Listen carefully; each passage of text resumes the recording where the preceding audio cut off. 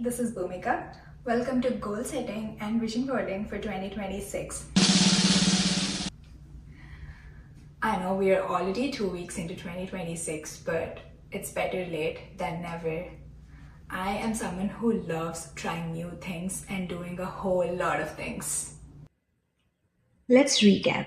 In 2025, I hustled through my master's life, interned at a startup, did research work at iSchool, developed a plugin for OSPO at SU, started going to gym regularly, served as a vice president of a club, went to conferences, was involved with various open source communities, participated in hackathons, graduated with a master's degree in computer science, went hang gliding on my birthday, joined my first ever full time job at Stellar, and decided to live solo.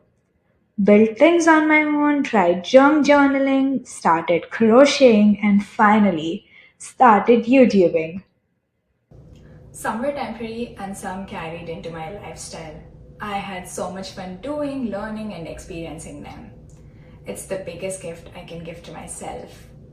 And here's my biggest lesson: never let the fear of failing or not mastering something stop you from actually doing it. So, I want 2026 to be that year where I try all the things that I've always wanted to, chase all the hard things, fail miserably, but ultimately learn the most from it and see where I stand at the end of the year. Let's get to the part 1 of this video, that is goal setting. I have realized that quarterly goal setting works best for me. Instead of planning an entire year at once, I break it into 4 quarters and set clear goals and intentions for each one. Earlier, I used to set way too many goals at the beginning of the year, and honestly, I wouldn't follow through on all of them. Mainly because our mindset and life circumstances change, and sometimes a goal that made sense in January doesn't feel right a few months later. I believe 3 months is a sweet spot. It's short enough to stay focused, but long enough to build real habits. One important thing I have learned is not to be too strict with these goals. If you're trying something new, you might realize you don't enjoy it or that it's not just the right time. Then it's okay. Try for a couple of weeks, pay attention to how it feels, and if it's not working out, then let it go and move on. Also, let's be honest, many of the goals we set are influenced by people around us. That influence isn't a bad thing, but it's important to notice it. Try things, see what actually fits you, and don't feel guilty if something doesn't stick. So, this year, my system is simple. Let's define quarterly goals, have weekly reviews, and monthly checkpoints. You can write your goals in a journal or keep them digitally. I use a Notion template where I divide my life into 5 quadrants and define what I want to reach by the end of each quarter. This helps me look at my goals holistically instead of in isolation. I only set 1 or 2 major goals in each quadrant, and some of them are interdependent. I have found this far more effective than setting too many unrelated goals. To define each goal clearly, I use few simple prompts. For years, my goals looked something like this: go to gym regularly, drink more water, read more books, eat healthy, travel more, be financially stable, and meditate. These sound great, but they're also very vague. I mean, what does go to gym regularly even mean? 3 days a week? Five? What happens when I travel or skip a week? At the end of the year, how do I know if I succeeded or not? The truth is, many of these are already habits in my life. I do work out, take care of my health, travel, and try to be mindful. They no longer feel challenging or motivating. At some point, I have realized that vague goals don't push you forward. Clear, intentional goals do. Okay, let's talk about my quarterly goals. I don't have a ton, it's just two: A, to run more, B, to make YouTube videos. Let's use these prompts to define my quarter one goals better.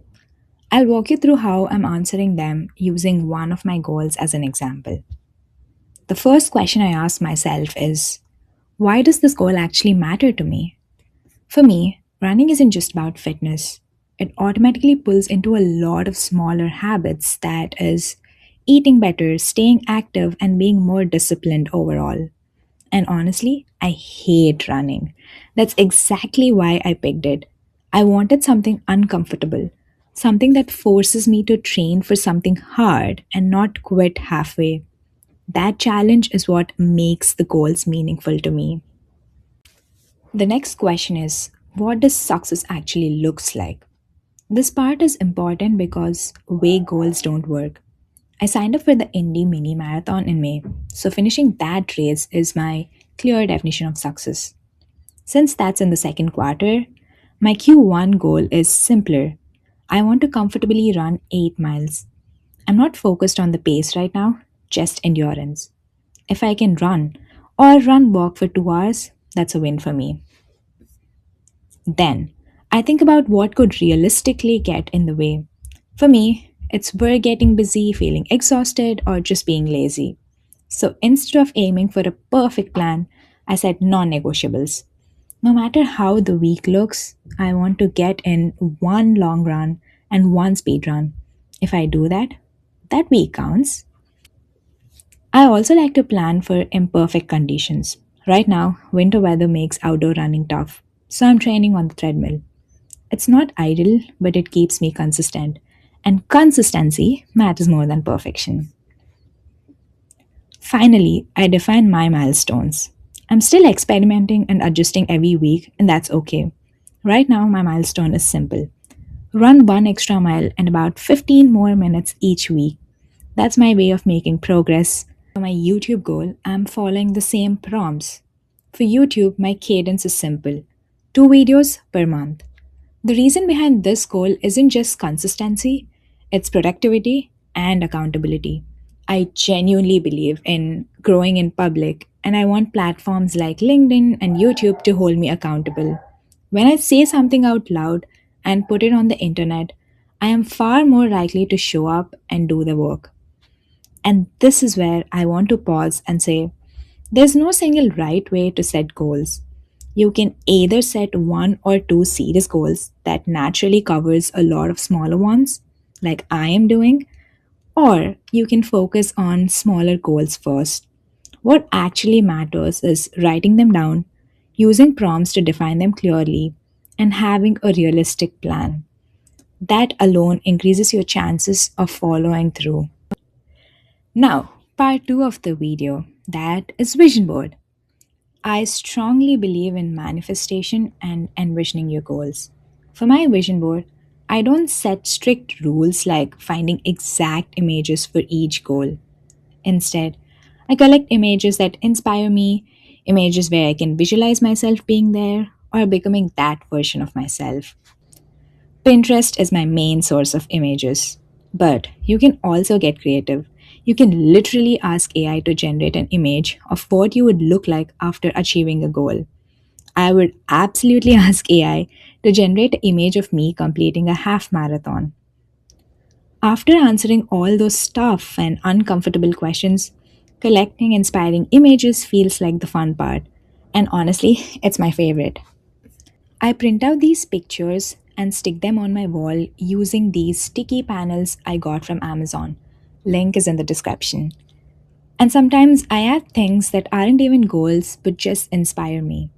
In the past, I stuck the final score of French Open match between Alcaraz and Sinner because it motivated me so much. I don't know exactly where I will be at the end of this year, and honestly, that's the point. I am more interested in who I become while chasing these goals. If there's one thing I hope you would take away from this video, it's this: don't wait until you feel ready. Try the thing, define it clearly, and give yourself permission to change along the way. And I hope you had something to learn from this video. Thanks for watching.